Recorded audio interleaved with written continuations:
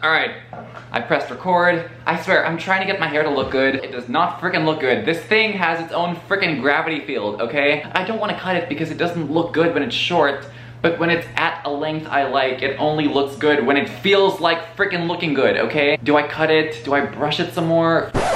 Do I pay someone to freaking off on my head and use the jizz as hair gel? How could you not be charmed by that? Cream, cream. I don't know. Let me know in the comments if you have any suggestions to me. Now that that fiasco is over, if you don't like what you see, pretend you're watching a frickin' podcast, but don't click off because I need the watch hours. The algorithm hates me, so don't give them another reason to. Anyway, so hey everybody and welcome back, or welcome if you are new. What's up?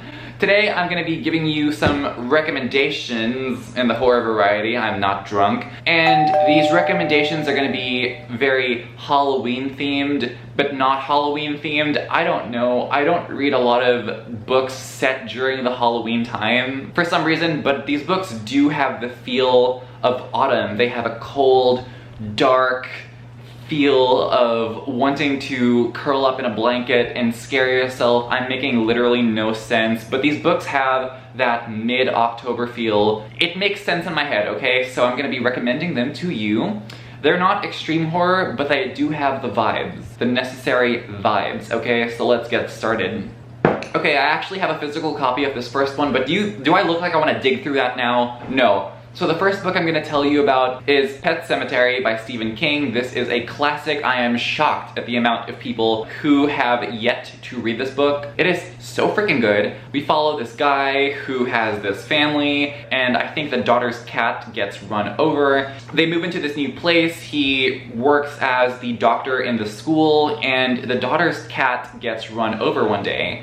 And then he learns that there is this ancient burial ground behind his house called the Pet Cemetery, which brings things back to life, but not in a way that is natural, if you know what I mean. Like, it really is a book about the consequences of going against the natural order. And it's also a very good analysis of grief. I'm not gonna get into that, but a lot of parental anxieties are addressed in this book, and the downward facing spiral into madness because of profound sadness is a huge thing that this book has, and it's so freaking good. Okay, I loved it. It's smart. It is definitely my favorite Stephen King book that I've ever read, and a shocking amount of people have not read it, which is tragic.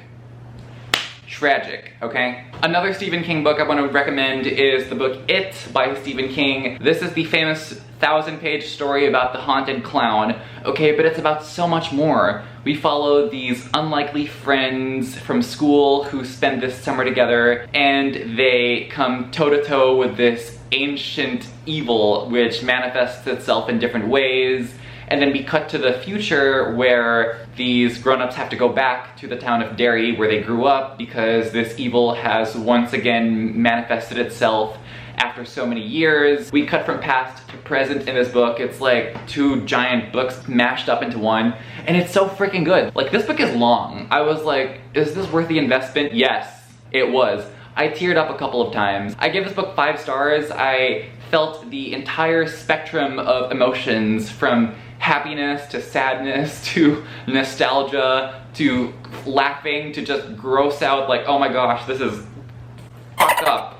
This is one of the first horror books I've ever read, and it's really good. It doesn't feel like 1,000 pages. It honestly just flies by. I really dug it. Good stuff, okay? It by Stephen King. Good stuff. You heard it first here. Okay, so another book I want to recommend, and I would be remiss to not recommend the classic The Exorcist by William Peter Blatty. We all know what this story is about, and if you don't, we follow this priest who is very skeptical about, you know, the church and religion and exorcisms in general, until one day he finds out about this young woman named Reagan, who is the daughter of this actress who has recently been possessed because I think she was experimenting with like a Ouija board or something, and she invited an entity, a demon, in her. Okay, so it's not as hot as it sounds, but she gets possessed and he's like, I need to fucking save this bitch. And the story is about how he does that. And oh my gosh, let me tell you this. The physical copy, good stuff. But the audiobook, please do yourself a favor and get that audiobook, because William Peter Blatty, the author, narrates the audiobook with passion. With passion. And there's a scene, I think I marked it down, there's a scene in this book, I think this part, where he is listening to a voice recording, I think, and something happens that just... Okay, audiobooks don't have jump scares, but that was a fucking jump scare. It made my skin crawl. Crawl, bitch. Anyway, do read this book. It's really, really good. If you haven't read it, why not? It's a horror classic. And it's not like the boring kind of horror classic, like, I'm not gonna name names, but this is without a doubt like a full force demonic possession story that is creepy. It will get under your skin. The writing is really good. It's a classic for a reason, okay? And you might want to check out the film as well. William Friedkin directed this. The guy who directed that movie Cruising, the gay leather fetish Al Pacino movie, directed this movie, okay? So it's got the balls. It's got the balls. And then next, I wasn't gonna include this at first, but now I want to because the movie just came out, and that is My Best Friend's Exorcism by Grady Hendrix. I think this is the only Grady Hendrix book that I have read, but it's really good. We follow these 4 friends who are doing drugs one night, and one of them disappears, and when they find her, they see that she's acting weird and showing signs of demonic possession. And she's showing signs of demonic possession. I'm sorry, I'm bad. Anyway, so it's really good. It's so much 80s nostalgia. It's super fun. It's also super creepy. It does have some pretty disgusting, disturbing scenes. And every single chapter is prefaced with like this 80s song. And if you listen to the song, it actually adds so much to the vibe of the chapter. It's just so good. Definitely highly recommend. You need to check these books out, okay? It's spooky season. They're not extreme horror, but they are scary, and you will love them, I feel like. I hope so. Alright, so next I want to recommend the book Dark Water by Koji Suzuki. This is a collection of Japanese short stories, all written by this one author. This book has inspired some films. I think it inspired the film Dark Water. The first short story has been adapted to film, and it has an American remake. And I think one of them is going to be turned into a movie by Darren Aronofsky, the director of Mother, Black Swan, The Wrestler, all that good stuff. So I don't really vibe with stories that are more paranormal, more speculative. But the way it was done here was just so good. It was creepy, it was eerie. The sense of claustrophobia and isolation and drowning that each story makes you feel, the sense of uncertainty and paranoia, it's all there, and each story caters to a different type of horror reader, and there's something so distinctly Japanese in it, so you get to see the culture, you get to have a true sense of place, and I loved this book. I gave it 5 stars, really enjoyed it, highly recommend. Especially the story about the people who go on an abandoned yacht / ship, oh my gosh. It kind of reminded me of that movie Triangle. Not the same, but the vibes, the same, okay? So next I want to recommend the book Penpal by Daphne Auerbach. This is also very similar to It. It's like It meets Slender Man. That's all I'm gonna say. We follow this man who is recalling memories from his childhood because when he was a kid, something really creepy happened. So basically, when he was in kindergarten, I believe his classmates and he were tasked to write these letters to anonymous strangers and then attach them to balloons and have the balloons float in the sky, hopefully land on a stranger's lawn, and the stranger will write them back because they have the address to the school on the letter, okay? So all these classmates get a letter back, but the main character, what he gets back, ruined my life, okay? And it sets a string of events that just get darker and darker. This is one of the scariest, most depressing books I've ever freaking read, and yeah, go read it. Next, I want to recommend this book called Gone to See the Riverman by Christopher Triana. So in this book, we follow a woman named Lori, and Lori is in love with this serial killer who is in prison. She wants to get close to him, she wants to be his woman.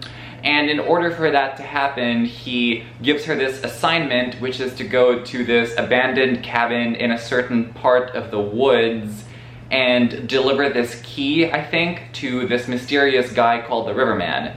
And only when she does that can he be set free from jail. So she takes her handicapped sister to this journey with her, and on the journey we get into some very deep, dark places. This is honestly one of the more disturbing books that I have read. It's not outright extreme horror, but it does have some very triggering things which I think you need to look up should you feel the need to. Don't skip out on trigger warnings, okay? I've had friends give books 1 star because they couldn't take it because it was too triggering, and it triggered them. So don't be like that. Take care of yourselves. Take care of your own mental well-being.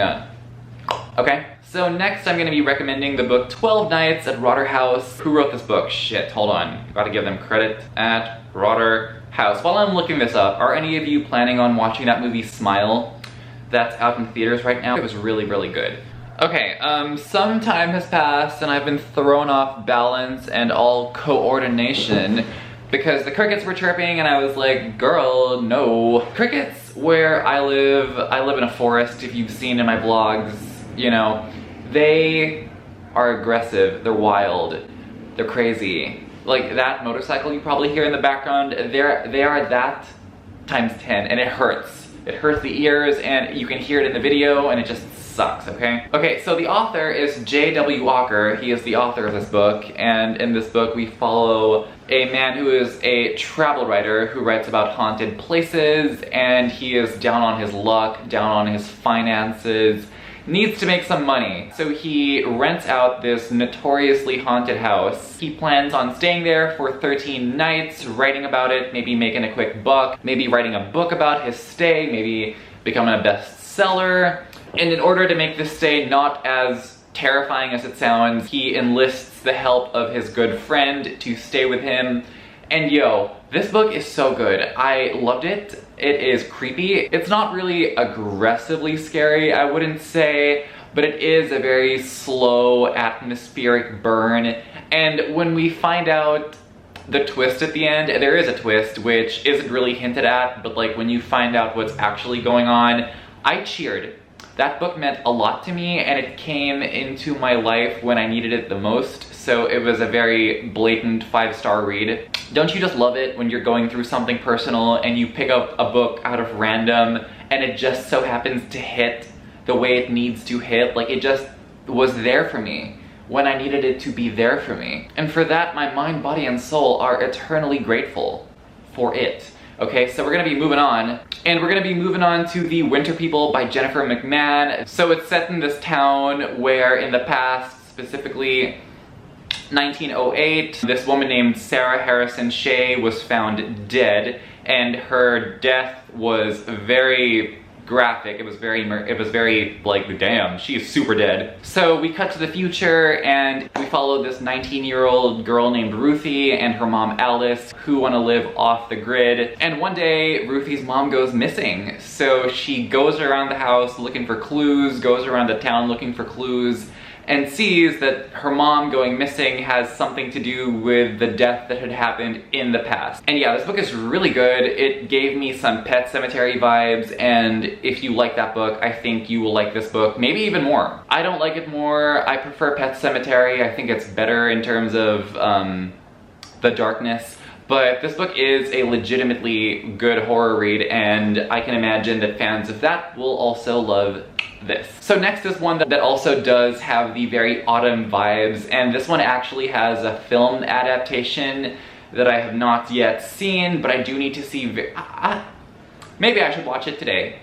Maybe I'll do that, and then come back with a review or something. I'm talking about the book We Need to Do Something by Max Booth III, and in this book we follow this family who are in their house and there's a storm and they lock themselves in the bathroom, I think, and a tree falls on their house and blocks them from the outside world. So we follow them in this very tight and intense pressure cooker situation as they try to survive in this bathroom, and things go completely off the rails. We learn about some things that they had done before the storm that impact what is happening over here. We see that this, you know, all-American perfect family starts to crumble, their perfect facades start to drop, and their true identities come forward. And it's super intense, it's super like eerie, disturbing, very claustrophobic, very tense. All I can say is it's very intense, and there are some scenes that are so creepy, like it give me chills up my spine. And I don't know, this book does seem like the kind of book you should read for Halloween. Maybe the movie is good. I shall check the movie out. Anyway, that's it for the video. I hope I've helped you find some good reads for this spooky season. Let me know if you've got any recommendations for me, but with that being said, thank you so much for watching. I hope you have a lovely day. I hope to see you in future videos, and as always, take care. I lose myself